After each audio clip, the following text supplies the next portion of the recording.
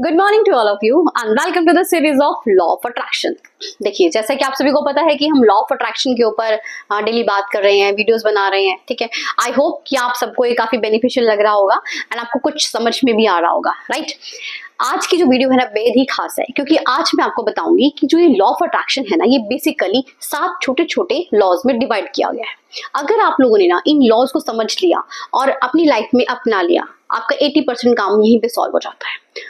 तो I hope ये video आपके लिए बहुत बहुत बेनिफिशियल रहे और आप अपनी लाइफ में सब कुछ अचीव कर पाए। तो वीडियो को करते हैं स्टार्ट। सबसे पहला जो लॉ आता है that is the law of manifestation. ये लॉ ऑफ मैनिफेस्टेशन क्या कहता है कि जो भी हमारी थॉट्स रहती हैं, जो भी हमारी फीलिंग्स होती हैं ना, वो हमारी रियलिटी को क्रिएट करती हैं। मतलब हम जैसा सोचते हैं, जैसा फील करते हैं, वैसे हम खुद बनते हैं। मतलब अपनी शख्सियत को हम खुद ही बनाते हैं। और ये लॉ ऑफ मैनिफेस्टेशन क्या कहता है कि हम जिस भी चीज के ऊपर ना कंसिस्टेंटली फोकस करते हैं, ओके, उस चीज को हम अपनी लाइफ में मैनिफेस्ट करते हैं, मतलब अट्रैक्ट करते हैं। This is the law of manifestation. Second, that is the law of magnetism. Law of magnetism क्या बताता है? देखिए, हमारे अंदर ना एक मैग्नेटिक एनर्जी है, एक पावर है। हम क्या करते हैं, कॉन्स्टेंटली ना एक एनर्जी को रिलीज करते हैं। वो कहाँ जाती है? यूनिवर्स तक, और यूनिवर्स से फिर हमें रिटर्न में फिर एनर्जी मिलती है। अगर हम यूनिवर्स को पॉजिटिव एनर्जी दे रहे हैं तो वो भी हमें पॉजिटिव देगा, अगर हम नेगेटिव देंगे तो वो भी हमें रिटर्न में नेगेटिव ही देगा। तो always be positive. Positive thinking के ऊपर मैंने लास्ट में वीडियो बनाई है, जिसने नहीं देखी है प्लीज जाके देख लीजिए। आप समझ गए? That is the law of magnetism, चुंबक वाला काम है। Now third, that is the law of burning desire. It's very important. देखिए, आपकी एक डिजायर है, ठीक है, मगर जब तक वो डिजायर बर्निंग डिजायर में चेंज नहीं ना होगी, आपको वो मिलेगी नहीं। इसके लिए मैं आपको छोटी सी एक स्टोरी सुनाती हूँ। एक गुरु है, शिष्य हैं। गुरु की क्लास जैसे चलती है वैसे सभी बैठे होते हैं, सुना रहे होते हैं। वो गुरु सक्सेस के ऊपर उनकी चल रही होती है उस दिन वार्ता। तो एक शिष्य होता है जिसका ध्यान उनको सुनने में है ही नहीं। तो गुरु उसको देख लेते हैं, नजर पड़ जाती है उनकी, तो उसको साइड में बुलाते हैं और पूछते हैं कि भाई क्या बात, क्या चल रहा है तुम्हारे दिमाग में? सॉरी। तो वो शिष्य पूछता है कि गुरुजी, आप सफलता की बात कर रहे हैं, मुझे तो बस आप ये बताइए कि आखिर सफलता की कुंजी क्या रहती है? हम कैसे सफलता पा सकते हैं लाइफ में? कब मिलती है हमें सफलता? तो गुरुजी कहते हैं, हंसते हैं पहले तो, और वो उसे बोला कि तू ना कल सुबह नदी के किनारे आ जाना। वो आ जाता है सुबह, क्योंकि उसको जानना है भाई, क्यूरियोसिटी। तो वो आता है तो गुरुजी उसको कहते हैं कि तू नदी में चला जा और इसकी गहराई को नाप। चला जाता है शिष्य।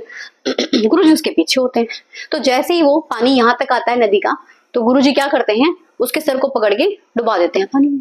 कुछ देर तक वो थोड़ा सा क्यों छटपटाता है, तो गुरुजी उसको बाहर निकाल देते हैं और बोलते हैं कि भाई, जितनी देर तू अंदर रहा पानी के, तुझे क्या महसूस हुआ, तुझे क्या चाहिए था? उसने कहा कि मुझे ये लग रहा था कि बस कब आप मुझे बाहर निकाले और मैं खुल के सांस ले पाऊं।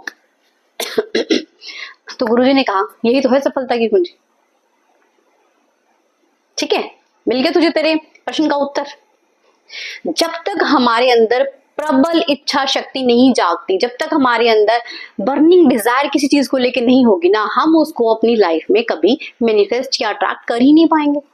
Okay, that is a law of burning desire. Next, हमारा फोर्थ लॉ क्या रहता है? That is the law of balance. देखिए, यूनिवर्स में ना आखिर ये जो बैलेंस है कौन बनाता है? फोर्सेस एंड एलिमेंट्स बनाती हैं।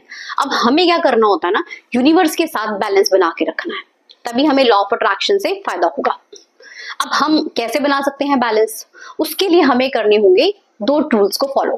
पहला है एप्रिसिएशन। हमें आज से ही ना लोगों को अप्रिशिएट करना शुरू कर देना है। And second one, that is gratitude.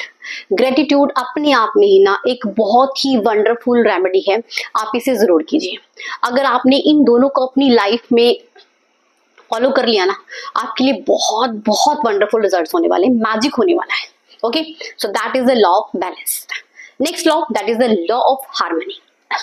देखिए, यूनिवर्स में ना हर चीज हार्मनी में है एक दूसरे के साथ। ऐसे ही हमारे आसपास के जो लोग होते हैं ना, हमें उनके साथ हमेशा अच्छा बिहेव रखना चाहिए, पोलाइट बिहेव करना चाहिए, ताकि हम भी उनके साथ एक हार्मनी में बिहेव बनाकर रख सकें, एक अच्छा बिहेव बना रहे। That is very important. Okay, next law, that is the law of right action. देखिए, आपने बहुत कुछ सोच लिया, बड़ा कुछ आपके डिजायर्स हैं, आप उसको मैनिफेस्ट कर रहे हो, अट्रैक्ट करने की कोशिश कर रहे हो, बट हो नहीं रहा। क्यों? क्योंकि ये भैया आप राइट एक्शन नहीं ले रहे हो। जब तक आप खाना बनाओगे नहीं, वो बनेगा कैसे, पकेगा, बनाना तो पड़ेगा भाई, खाने के लिए भी एक्शन तो करना पड़ता ही है। तो सोचने से नहीं कुछ होता। जो लॉ ऑफ अट्रैक्शन है उसको आप तभी अपनी लाइफ में अप्लाई कर सकते हो जब तक आप राइट एक्शन की तरफ नहीं जाते हो। आपको एक्शन लेना ही पड़ेगा, तो सोचना नहीं है, एक्शन ले लीजिए। Next law and the last law, that is the law of universal influence. ये क्या कहता है? देखिए, हमारे आसपास जो भी लोग हैं, जो भी आपके फैमिली मेंबर्स हैं, उन सभी के ऊपर ना आपका इन्फ्लुएंस पड़ता है। अब वो आपने देखना है कि आप उनके ऊपर पॉजिटिव इन्फ्लुएंस डालना चाहते हैं या फिर नेगेटिव, अच्छा इन्फ्लुएंस डालना चाहते हैं या फिर बुरा। जो भी आप एनर्जी देंगे ना, वो उन तक जाएगी और उनसे रिटर्न आपको मिलेगी, राइट? हम कहते हैं ना कि बच्चों के साथ पोलाइट बोलिए, थोड़ा सा रिस्पेक्ट से बात करें, क्योंकि वो आपको तभी देंगे। अगर हम उनको हर बात पे डांटेंगे, मारेंगे, तो एक दिन क्या आएगा, वो भी हमारे आगे बोलेंगे। तो that is the law of universal influence. तो ये थे छोटे छोटे से लॉज जो सब मिलकर लॉ ऑफ अट्रैक्शन को बनाते हैं। देखिए, मुझे जितना पर्सनल नॉलेज थी लॉ ऑफ अट्रैक्शन की, वो मैंने आपको दे दी है। अब नेक्स्ट हम बात करेंगे वीडियो में इसके लिए कौन कौन सी टेक्निक्स रहती हैं। ओके, आपका आई थिंक फेवरेट टॉपिक रहेगा वो। सो मिलते हैं नेक्स्ट वीडियो में। Till then take care, bye, thank you.